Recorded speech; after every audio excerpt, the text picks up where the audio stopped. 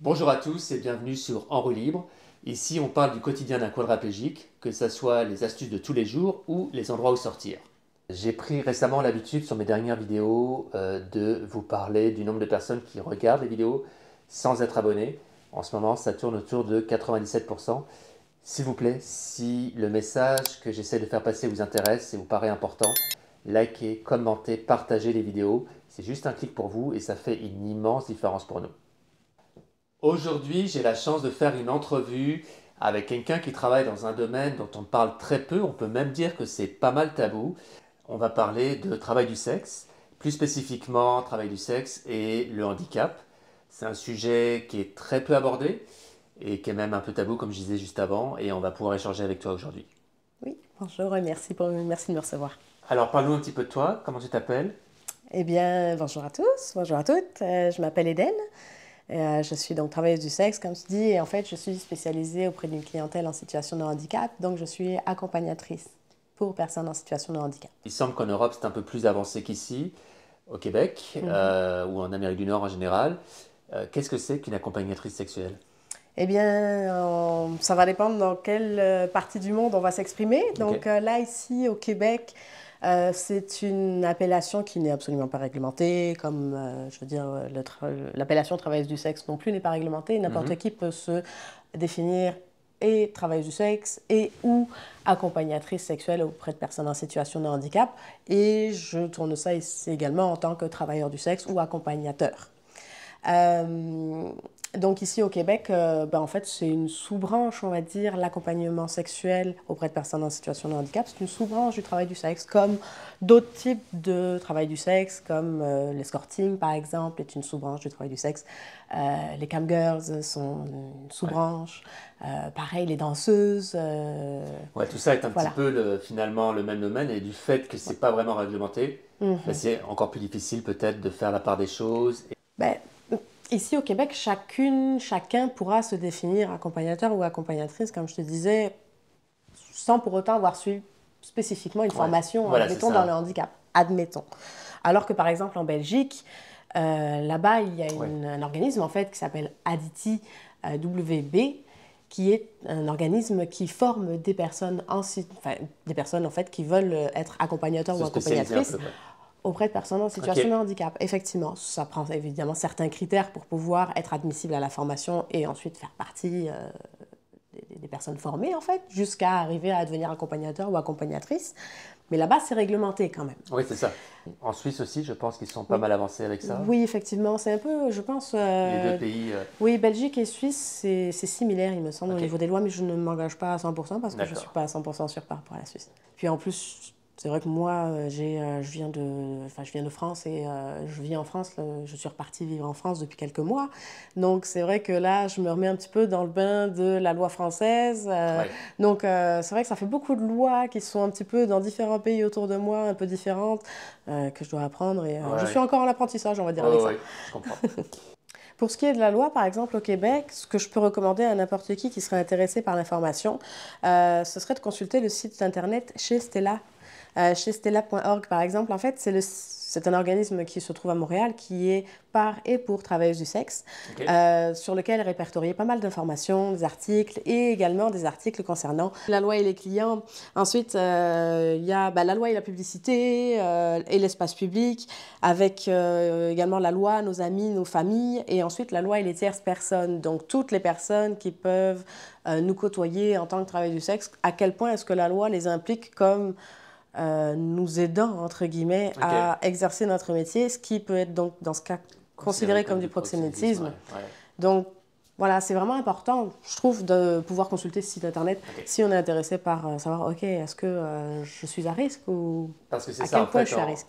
au jour d'aujourd'hui, au Québec, Mhm, c'est pas illégal d'être travailleur du tout sexe. à fait. Par contre, En fait, en tant que client, le client, lui, est à risque d'être soumis à une condamnation qui soit criminelle. ok. Criminel, c'est Oui, quand même c'est pas grave, par rien, oui. alors que ça peut être fait de façon consentante avec une personne travailleuse du sexe qui, elle, a le droit en plus Mhm. de dire ben, moi je loue mon corps ou peu importe en fait le service qu'elle offre. Peut-être qu'on pourrait assumer qu'une personne vivant une situation de handicap, c'est différent, mais c'est pas le cas du tout. Il n'y a aucune exception, même dans un accompagnement lié à un réapprentissage de la sexualité ou une découverte de sa sexualité. Tout à fait. Il n'y a pas de différence au jour d'aujourd'hui. Et c'est ça qui est triste, je trouve, dans la société dans laquelle on vit aujourd'hui, c'est que d'un côté, la société va dire bah, bien sûr qu'il ne faut pas oublier la sexualité au niveau du handicap. Il ne faut pas asexualiser ces personnes-là comme il ne faut pas asexualiser d'autres catégories de personnes, comme les personnes âgées, je penserais, admettons, et d'autres catégories encore. Mais d'un côté, la société dit qu'il ne faut pas les asexualiser, mais de l'autre, en même temps, la loi, elle est, entre guillemets, contre ce réapprentissage de la sexualité, que ce soit dans un handicap qui soit acquis ou dans un handicap qui soit de naissance. Et dans ce cas, ben, pareil, on les asexualise dès le début, quoi. Pour rebondir sur ce que tu dis, moi, je suis du côté des personnes handicapées, ça fait 6 ans. Je suis passé par une réadaptation et j'ai totalement senti le fait qu'on m'avait totalement désexualisé. Que ça venait même pas à l'esprit alors des gens qui sont pas dans ce domaine-là, que ça soit possible, que ça soit une envie, que ça soit une nécessité. Mais même dans les professionnels de la santé, ça reste, à part les sexologues et les psychologues, les intervenants de ce niveau-là, ça reste assez tabou, ça reste peu abordé, ça reste un petit peu, oui, mais bon, c'est pas vraiment la priorité, c'est pas très grave, c'est pas ça l'essentiel, alors que ça fait partie de l'essentiel d'une vie, surtout à long terme. Les besoins essentiels, évidemment, bon, on les connaît, c'est manger, se vêtir, respirer, boire, évidemment. Ensuite, il y a la sexualité aussi qui est là-dedans, qui est dans les besoins physiologiques, parce que la sexualité, bon, ben, de base, c'est pour la reproduction. Ensuite, on en a fait de la sexualité plaisir. Donc là, on est plus dans la sexualité plaisir, on va dire. Mais elle fait partie de ces besoins-là. Il y a un aspect qui est peut-être un peu plus spécifique à une personne en situation de handicap, c'est la sécurité. Je pense que, par exemple, si je devais aller quelque part, rencontrer quelqu'un qui ne soit pas chez moi, outre le fait que peut-être c'est pas accessible, il y a aussi un aspect sécuritaire qui m'inquiéterait. Moi, personnellement, si je suis dans un lit, c'est 20 minutes pour sortir du lit. Donc si la personne qui est là a des mauvaises intentions, elle peut faire vraiment ce qu'elle veut. S'il y a d'autres personnes qui sont là, je ne pourrais pas vraiment me défendre. Donc c'est tout un aspect qui peut être, mais encore un frein supplémentaire à l'accès à la sexualité qui implique d'avoir vraiment confiance en la personne. Est-ce que c'est quelque chose que tu as constaté dans ta pratique? Que ce soit une personne que je rencontre pour la première fois ou pour la 10e fois, dans tous les cas, je me déplace. Et en même temps, tu sais, ma clientèle est majoritairement une clientèle en situation de handicap. Donc ça implique évidemment des adaptations que ces personnes-là ont indépendamment de chaque besoin. Qui n'ont pas forcément ailleurs. Ça peut pas, même si de toute façon je voulais, admettons, dans un monde idéal, admettons, je loue un appartement, je le fais adapter, machin, tout ça. Ok, je peux recevoir des personnes qui ont un handicap. Sauf qu'en fait, l'adaptation, ben, elle va être universelle, elle ne va pas forcément être spécifique avec chaque handicap, donc elle ne sera peut-être pas forcément 100% adaptée pour chacun. Donc non, je ne trouve pas ça pertinent, en fait, moi, de faire ça. C'est pour ça que moi, évidemment, dès la première rencontre, je me déplace à domicile.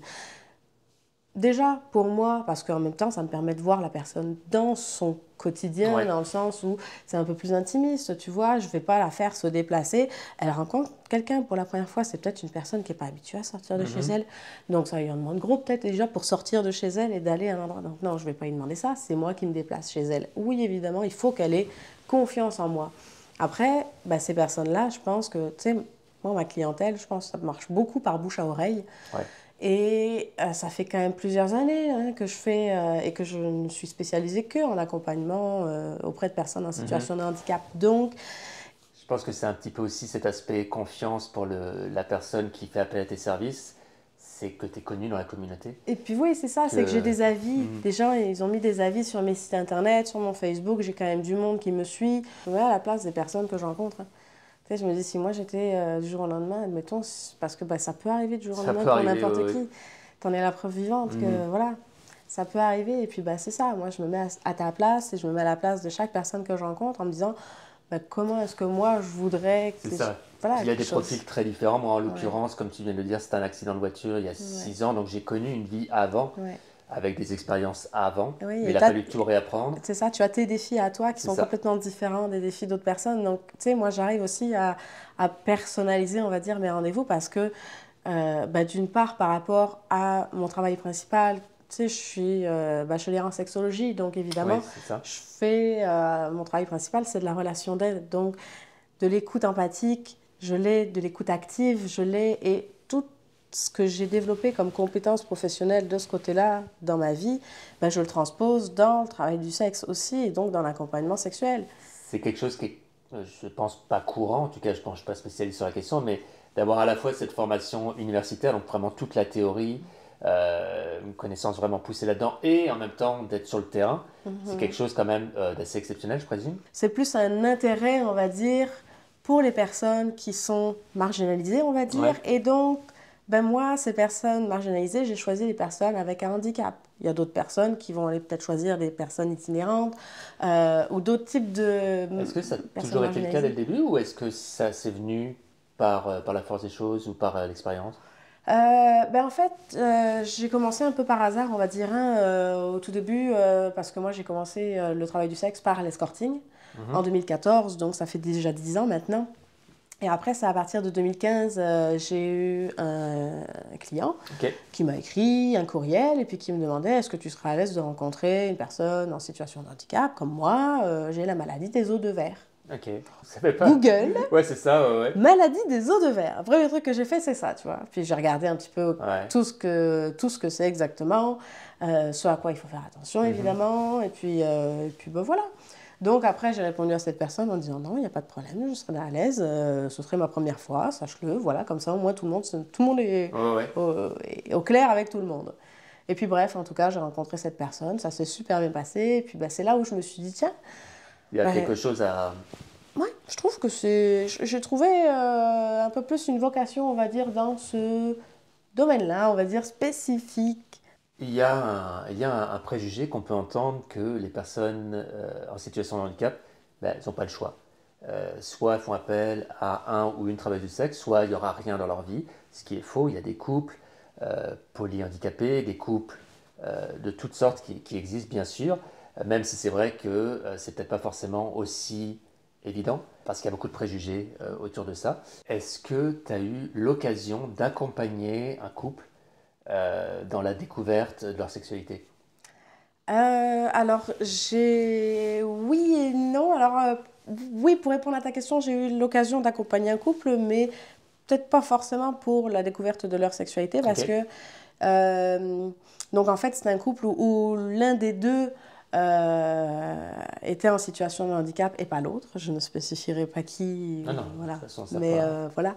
Et donc, c'était juste pour que on fasse un trip à trois. Ok. Et donc, bon, on s'est vu quelques fois, et puis c'était cool parce que justement, ben, c'est un couple qui s'amuse déjà très bien Ok, ensemble donc il n'y avait et pas forcément.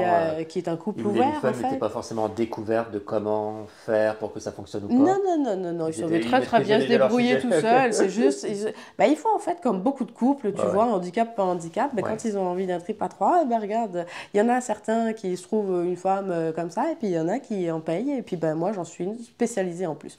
Je pense que tu as eu l'occasion Mhm. de développer parmi ta clientèle des capacités, des connaissances, des techniques, Ouais. des blocages psychologiques qui, grâce à toi, ont disparu, non? Ben, et puis c'est vrai que, ben, alors oui, et je me permets de rebondir justement sur ce qu'on disait un petit peu avant, c'est que tu me parlais de ma formation universitaire. Alors Ouais. oui, la formation universitaire au tout début, ben écoute, tu sais, c'est des cours de sexualité humaine en Large. général. Ouais, ouais, ouais. Après, évidemment, au fur et à mesure des années et des sessions, ben, tu spécialises en fonction des cours obligatoires que tu as et puis après de ceux que tu peux prendre en fonction du cursus vers lequel tu veux aller. J'ai pas fait de cours spécialisés en sexualité et handicap. Je crois que Ça maintenant, existe. à l'UQAM, il me semble qu'ils le Ok. font maintenant. Mais sauf que moi, les années que j'ai faites, ben, je ne me rappelle pas l'avoir vu parce que c'est D'accord. évident que je l'aurais fait. Par contre, en psychopathologie, un cours de, bon, c'est des cours de 45 heures à chaque fois, mais j'avais fait psychopathologie, je me rappelle. Là, on avait eu une petite partie où c'était sur l'autisme. Mais c'est vrai qu'après, ouais, dans les centres de réadaptation, ben, j'ai espoir quand même que, parce que je sais pas, j'ai jamais fréquenté de centre de réadaptation du tout, donc j'ai juste espoir qu'il y ait vraiment des spécialistes, des sexologues et des Alors, personnes qui soient là pour parler de la oui, sexualité réappropriée dans la nouvelle condition, quoi. moi, je laissais fréquenter les centres de réadaptation. Ouais. Oui, il y a des sexologues qui évidemment encouragent et puis permettent d'ouvrir l'esprit et permettent de répondre à des questions. Absolument, ça existe. Par contre, dans la mesure où l'aspect travail du sexe est illégal, c'est pas abordé dans les conversations.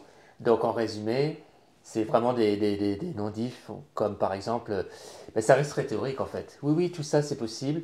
Oui, mais comment je fais pour... Parce que en réadaptation, on t'entraîne à Et bouger, voilà, et c'est là où la des loi... muscles qui fonctionnent plus, on fait un travail physique derrière la théorie.